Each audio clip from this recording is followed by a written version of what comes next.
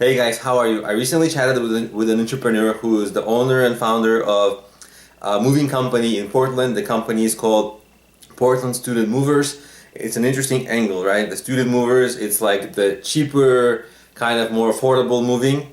The reason I wanted to discuss it on the channel is because uh, this is an interesting company because it's an interesting case for us because uh, it's in a metropolitan area, so it means it's going to be a very competitive market, right? Because moving companies are some of the most ubiquitous types of local service businesses, and there's many competitors, right? It doesn't take, all you have to do is just be able to hire somebody to move boxes, and this is the minimum. I mean, of course, there's people have to do with quality, right? They can't just break boxes, but there's a lot of people can get into this business, so it becomes very competitive, and the only ones who survive are the ones who can get customers.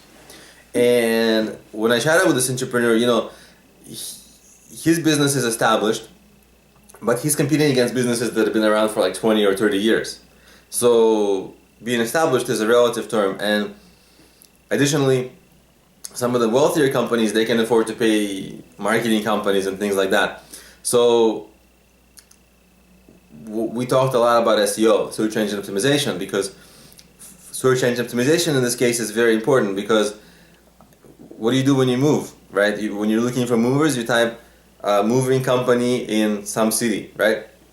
And that's kind of like how you begin your search, unless somebody can recommend you a moving company. So it's huge. If you're able to be on the first page of Google or number one for that term, then of course you get a lot of clients. And if you're not on the first page for that, then you don't get clients, and your competitors get clients, and they get richer, they hire more marketing help, and so on, and they win. So so it's really a matter of like, SEO is really important in this case. And by the way, because it's such a common company, SEO strategies are known. So even though we might suggest some SEO strategies or some marketing strategies, guess what? All the competitors are doing that too. So in this case, it's one of those things where like we have to get tricky. Not tricky, but we have to get resourceful and creative. Not in like a bad way, but we have to figure out something that the competitors haven't figured out yet, or at least that we gotta jump over them.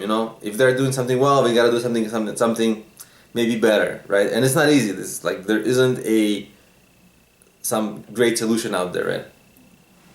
So my suggestion, and we're going to talk about two types of suggestions here. My suggestion was to go wider on the types of keywords. So if it's a student moving, then there's obviously affordable moving, cheap moving, and then there's also like moving for like moving a piano, moving a hot tub, moving big items, right? Things like that. So I was suggesting to go wider on the search terms, and that because everybody's competing for that moving in the city name. That term is like the real money term. But it's not the only one, because consumers search for all sorts of things like, dependable, best. If they need to move a piano, they're gonna type moving a piano, right? So all sorts of this very long tail kind of searches and all these different types of searches. I would suggest to go wide on that. I would also suggest to go wide on the platforms on which the site is on, right? So not just being a website, but obviously trying to do what you can to dominate Yelp, and there's 5 or 6 other large local service sites, all of them as well. In this case, this particular company was already doing that, so they were doing that. But in case your business is not doing that, you should be doing that. And then there's also things like Quora. I was really, if you guys see my videos, you I like to dominate websites, like platforms where they're very authoritative domains, so that it can sneak into Google search, right? It doesn't have to be your site. It can be, like Yelp always has listings in Google search results because they're so authoritative on this topic of local businesses. But Yelp is not the only thing there. Like there's an unlimited number of authoritative websites which are user-generated content. If it's user-generated content like Yelp, then you can add your listing to it and try to make that appear in Google. So that's a good strategy. There's also a strategy for, from your own site, to write a lot of blog posts, and in each blog post to link to your Yelp or other site listing. So not from your site to your site. You should be doing that. But in this case, I'm talking about from your site to the Yelp listing, or whatever listing you want to get to appear in the top 10. Because the more links you build into it, you're actually doing SEO for the URL of your listing on Yelp. So it's kind of like an advanced SEO thing. People usually think about SEO, when they think about SEO, they think about SEO for their own websites. But actually, your listing on Yelp will always outrank your site. So why not just make your listing on Yelp the one that you want to do SEO for, and it's easy because you can build links from your site to Yelp. I love that strategy. I do it for everything I promote ever.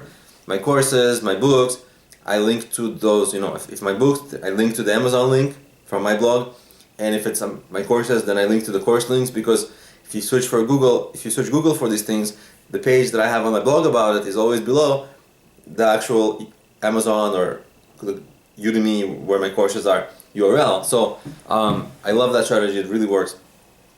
Now, this entrepreneur actually did something really smart.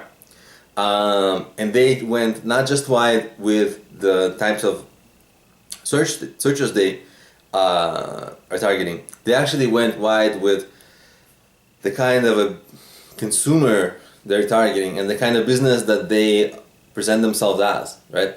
So they recently launched a site. It's PDX Precision Moving, and this is a moving site, whereas the earlier site was like affordable moving for students are moving the stuff, so it's like it's students, so it's affordable, but I don't know if you get the quality, right?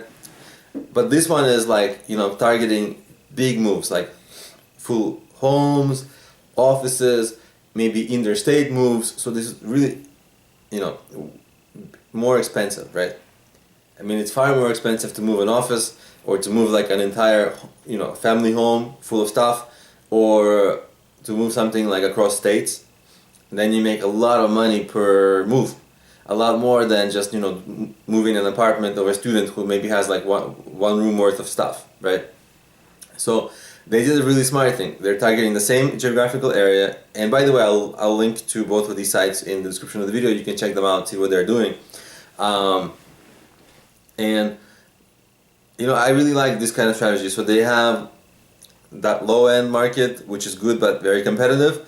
But I like that they are going for the kind of the corporate or the bigger moves or the interstate moves, because there's more money in that. And if you've seen my videos, I like to gravitate towards the types of clients who can afford to pay more, or who know they will have to pay more. So I think this is a really smart thing that these guys are doing. So check them out, especially if you're living in the Portland area, right? These might, and if you ever need to move, of course. Anyway, thanks for watching, and see you in my next video.